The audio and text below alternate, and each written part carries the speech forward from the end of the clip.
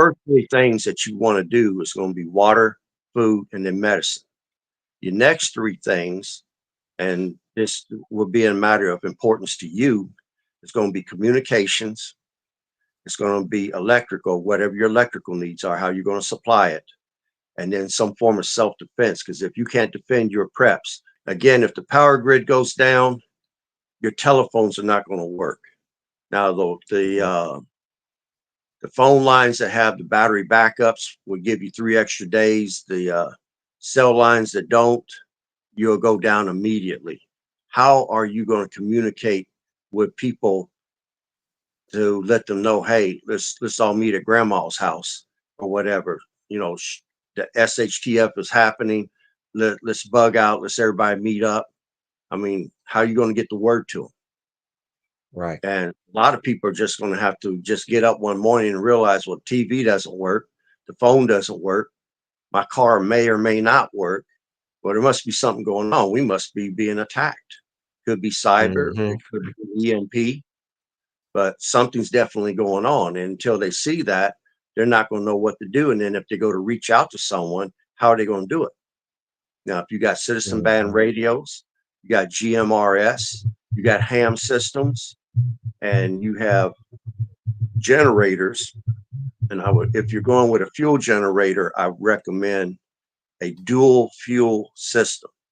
That's a generator that will run off of propane as well as gasoline. So if gasoline becomes scarce, you can go over to the gas supply place and get you a tank of propane.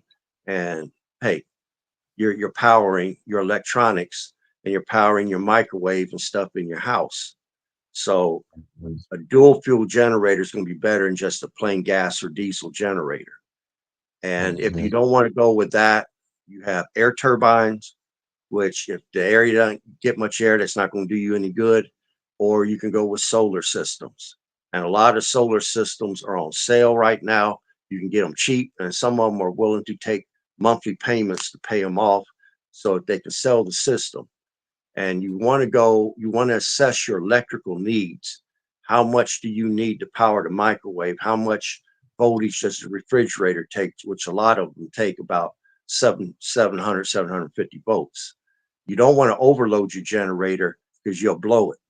So you want to know the energy consumption of everything that you've got in your house, and you make a list of that so that you know how much stuff you can have plugged in. I mean, if you want to have movie night on Friday night and you want to plug in your TV to your generator and run your DVDs for morale, serve spaghetti dinner, which all you need for spaghetti is hot water and a Right. can of sauce, you know, and you got Saturday night dinner, I mean Friday night dinner, and you got Friday night movie to keep everybody's morale up. Hmm. Assess your electrical needs, know what appliances that you want to keep running so that you buy a generator or system that will have enough power to it to be able to power those needs. And then communications, you need an alternate form of communications. When it comes down to food, you need at least two ways that you're going to cook food in the event that your stove is going to go down. Now, most people have a grill, but you can also get a propane grill, a little Coleman thing that would run you about $50 at a camping store.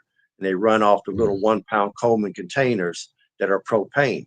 Now, if you run out of those little 1 pounders and you got those 20-pound things that you're running your gas grill on and you buy that hose attachment, well, you can run your little Coleman grill, 2 burner grill off of that 20-pound propane tank. And propane doesn't go bad like gasoline would. Hmm.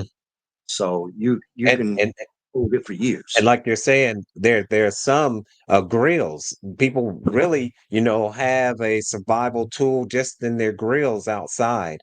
Like you're Mhm. saying that they can hook that propane up to, and pop that hood open, and you got everything basically that you need there. If worse comes to worse, you can stand up 4 cinder blocks on their ends, take the grill out of your oven, build a fire in between those cinder blocks, put that grill on top, and you can warm up some cans of stew or whatever, or cook some chicken noodle soup, whatever you got to do. but you Hmm. need to have, like I said, two is one and one is none. Uh, Right. you got to have alternate, at least two ways of how you're going to communicate, how you're going to cook. I mean, how you going to purify Yeah. water? You know, Hmm. two is one, one is none. So, So as far as communication, would you advise maybe a family to get a set of walkie-talkies? almost definitely. I mean, you're going to need it. And then you need to understand the walkie talkie can say on it 36-mile range, but that's on a Hmm. perfect day. And then you almost have to be in an elevated position to have direct line of sight for 36 miles to who you're with, because any buildings, any trees in between is going to knock it down. If it says 36 miles and Mm, you're in the city, you might only get 5 miles. And if you're in a, mm, say, the basement of a parking garage with all that concrete around you, you might barely reach the surface.